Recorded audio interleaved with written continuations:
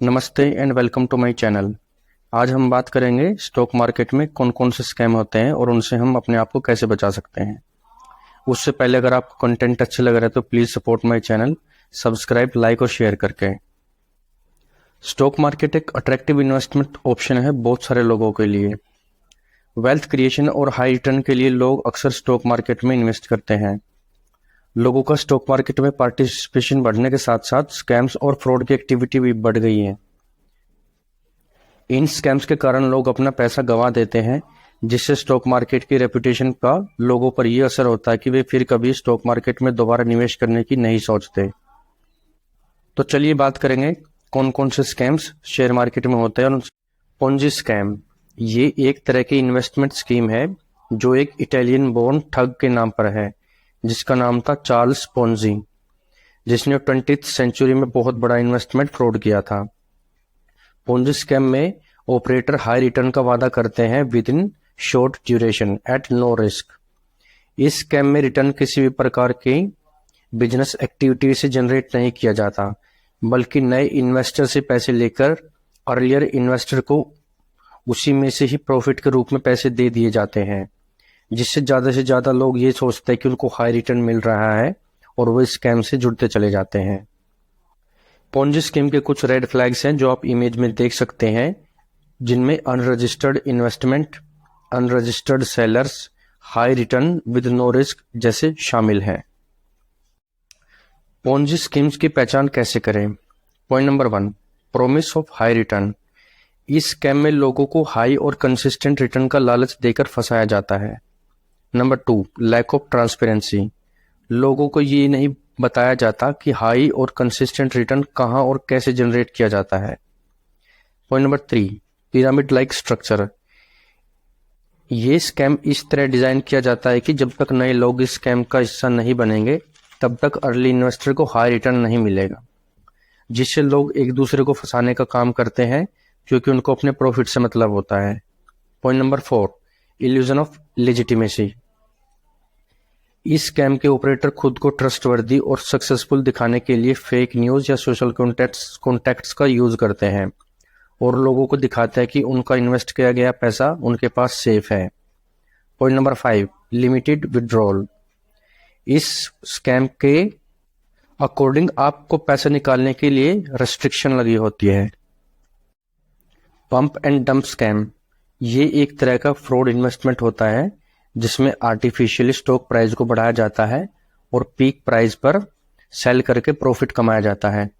इस तरह के स्कैम ग्रुप ऑफ इंडिविजुअल या एंटिटी द्वारा किया जाता है खुद के प्रॉफिट के लिए। जैसे कि आप इमेज में देख सकते हैं, एक स्टॉक प्राइस की जिसकी लो लिक्विडिटी है उसको पंप करके यानी आर्टिफिशियली वॉल्यूम बढ़ाकर इन्फ्लेटेड प्राइस तक पहुंचा दिया जाता है। जब लोगों को ये बात पता चलती है कि ये प्राइस बढ़ गया है तो वो शेयर को बाय करने लग जाते हैं। पीक पॉइंट पर ऑपरेटर लोग अपने शेयर्स को डंप करना शुरू कर देते हैं और जब शेयर्स को ऑपरेटर लोग बेचना शुरू कर देते थे, आम निवेशक भी पैनिक होकर सेल करना शुरू कर देता है और लॉस कर बैठता है, जिससे शेयर प्राइस फिर से अपने उसी प्राइस पर आ जाता है। Sign of early detection, sudden price spike. इस स्कैम में सडन लो लिक्विडिटी शेयर्स के प्राइस को बढ़ा दिया जाता है। Unfaithful investment advice. अगर आपको ईमेल, मैसेज, व्हाट्सएप, ट्विटर आदि पर ऐसे शेयर्स के प्रमोशन या बाय रिकमेंडेशन मिले तो उस पर यकीन ना करें। Lack of information. इस तरह के शेयर्स रिकमेंडेशन की ज़्यादा जानकारी अवेलेबल नहीं होती।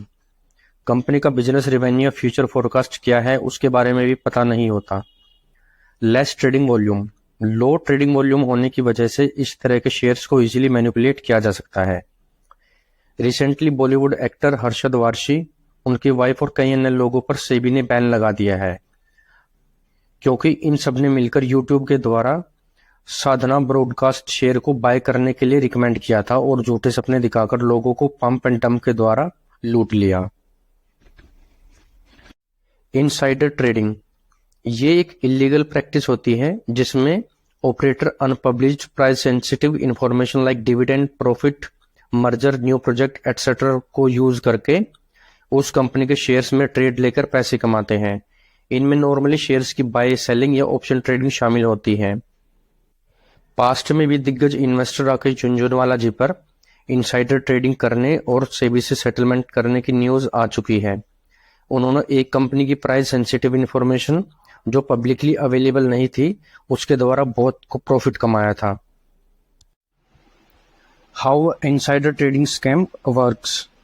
इनसाइडर एक्सेस, वो इंडिविजुअल जिसको नॉन पब्लिक इंफॉर्मेशन का एक्सेस होता है उसको इनसाइडर माना जाता है, अगर वो उस इंफॉर्मेशन का यूज पर्सनल गेन के लिए भी कर सकता है। नॉन पब्लिक इंफॉर्मेशन, अगर इनसाइडर को पहले से पता है कि कंपनी का मर्जर होने वाला है तो वो शेयर्स बाय कर लेगा, क्योंकि मर्जर न्यूज जब पब्लिक हो जाएगी तो शेयर्स प्राइस अप चला जाएगा। इस पॉइंट पर वो सेल करके प्रॉफिट कमा लेगा।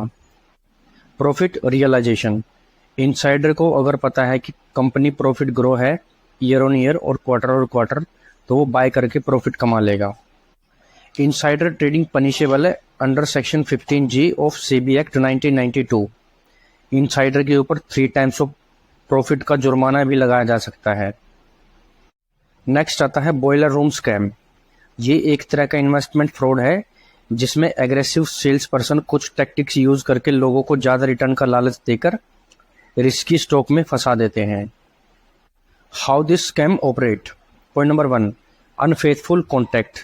स्कैमर सोशल मीडिया और ईमेल के द्वारा पोटेंशियल इन्वेस्टर को टारगेट करते हैं। Point number 2, high pressure sales tactics. Investor मिलने के बाद वो फेक और मिसलीडिंग क्लेम्स करते हैं अबाउट इन्वेस्टमेंट स्कीम और इन्वेस्टर को जल्दी इन्वेस्ट करने के लिए प्रेशर बनाते हैं। पॉइंट नंबर 3, ओवर प्राइस और नॉन एग्जिस्टेंट सिक्योरिटी। वो स्टॉक, बॉन्ड और कमोडिटी को प्रमोट करते हैं और खुद को कंपनी का इनसाइडर बताकर लोगों को हाई रिटर्न का लालच देकर ओवर प्राइस या नॉन एग्जिस्टिंग एसेट को सेल कर देते हैं। Point number 4, limited information and due diligence. Scammers जानबूझकर इन्वेस्टर को लिमिटेड इंफॉर्मेशन देते हैं ताकि डिटेल में वो ड्यू डिलिजेंस ना कर सके।